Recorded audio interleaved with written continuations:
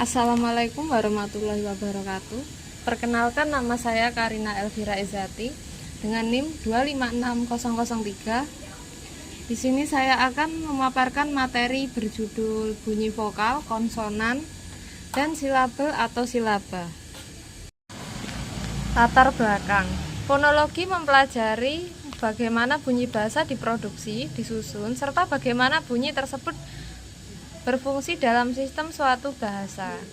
Bunyi bahasa muncul sebagai proses kerja sebagai alat ucap manusia, seperti paru-paru, pita suara, lidah, bibir, serta rongga mulut.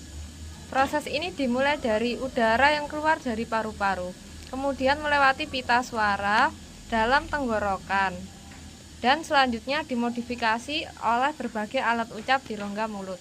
Pergerakan dan posisi alat-alat ucap tersebut menentukan jenis bunyi yang dihasilkan.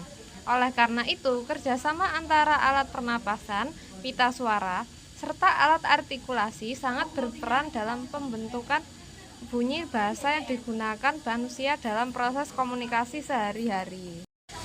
Berikut adalah 3 rumusan masalah. Bagaimana pengertian jenis-jenis bahasa dan proses terbentuknya bunyi vokal dalam bahasa Indonesia.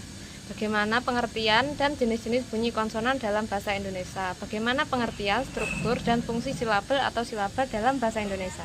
Pengertian bunyi vokal. Bunyi vokal merupakan salah satu unsur penting dalam kajian fonologi karena menjadi inti dalam pembentukan suku kata. Bunyi vokal dihasilkan ketika udara dari paru-paru keluar melalui rongga mulut tanpa mengalami hambatan seperti pada alat ucap. Menurut Cher 2009, bunyi vokal adalah bunyi bahasa yang dihasilkan dengan aliran udara yang keluar masuk melalui paru-paru, rongga mulut, tanpa adanya penyempitan atau penutupan pada saluran suara. Ciri bunyi vokal. Bunyi vokal memiliki karakteristik khusus yang membedakan dari bunyi konsonan.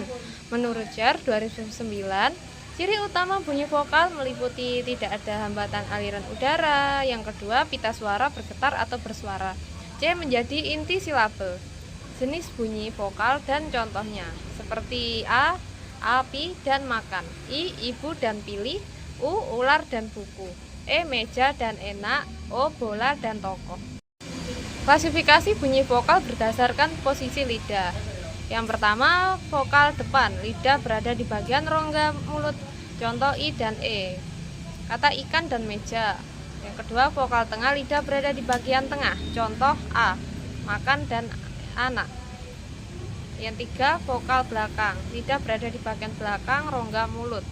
Klasifikasi vokal berdasarkan tinggi rendah lidah.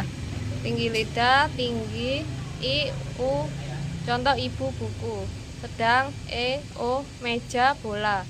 Rendah A, makan. Peran bunyi vokal dalam silabel. Bunyi vokal berfungsi sebagai inti suku kata. Contoh aku, vokal A dan U sebagai inti. Makan, vokal A sebagai inti tiap silabel. Hal ini menunjukkan bahwa vokal sangat penting dalam pembentukan struktur kata. Konsonan adalah bunyi yang terjadi karena adanya penyempitan atau penutupan pada bagian tertentu dari alat ucap. Menurut Verhaer, yang menyatakan bahwa bunyi konsonan merupakan bunyi yang dihasilkan melalui proses artikulasi pada salah satu bagian alat ucap. Ketika seorang mengucapkan bunyi konsonan, udara yang keluar dari paru-paru mengalami hambatan. Jenis-jenis bunyi konsonan berdasarkan tempat artikulasi. 1. Bilabial dihasilkan dari bunyi konsonan yang dihasilkan dari pertemuan kedua bibir atau bibir atas dan bibir bawah. 2. Labiodental dihasilkan dari bibir bawah dan gigi atas. Bibir bawah menyentuh atau mendekati gigi atas sehingga aliran udara yang keluar membentuk bunyi tertentu. 3. Dorsovelar dihasilkan melalui pertemuan bagian belakang lidah dengan langit-langit lunak. Yang keempat, alveolar, bunyi konsonan yang dihasilkan ketika ujung lidah bersentuhan atau mendekati rigi alveolus. 5. Postalveolar dihasilkan dari lidah di belakang rigi alveolaris, belakang dari alveolar. 7. Dental dihasilkan ketika ujung lidah ditempatkan di antara gigi atas dan gigi bawah atau menyentuh bagian belakang gigi atas. 7. Palatal dihasilkan ketika bagian tengah lidah didekatkan atau menyentuh langit-langit keras. Yang terakhir glotal, dihasilkan dari glotis tanpa kontak utama di rongga mulut. Proses terbentuknya bunyi. 1. Bunyi hambat atau plosif, yaitu bunyi yang dihasilkan ketika aliran udara ditahan sejenak pada suatu tempat di dalam mulut, kemudian dilepaskan secara tiba-tiba. Yang kedua, bunyi nasal, yaitu bunyi yang dihasilkan ketika aliran udara keluar melalui rongga mulut karena jalan udara di rongga mulut tertutup sebagian. 3. Bunyi frikatif, yaitu bunyi yang dihasilkan ketika aliran udara melewati celah sempit sehingga menimbulkan gesekan. 4. Bunyi lateral, yaitu bunyi yang dihasilkan ketika bagian tengah lidah menghambat aliran udara. 5. Bunyi getar, yaitu bunyi yang dihasilkan ketika salah satu alat ucap yang bersifat elastis bergetar dengan cepat akibat aliran udara. Pengertian silabel. Silabel bisa atau sering disebut sebagai suku kata, merupakan satuan bunyi dalam bahasa yang terdiri atas satu atau lebih fonem yang diucapkan atau dalam satu hembusan nafas. Dalam kajian fonologi, silabel menjadi unit penting dalam pembentukan kata karena setiap kata harus diuraikan beberapa silabel membentuk struktur bunyi bahasa. Menurut Fakria, silabel merupakan satuan fonologi yang terbentuk atas gabungan vokal dan konsonan. Vokal berfungsi sebagai inti bunyi, sedangkan konsonan dapat berada di awal atau di akhir silabel, sehingga silabel menjadi dasar pembentukan pola. Peran dan contoh silabel. Silabel berperan penting dalam membantu pelafalan dan pemahaman kata. Dengan pembagian silabel, pengucapan menjadi lebih jelas dan teratur, serta memudahkan pembelajaran membaca dan berbicara.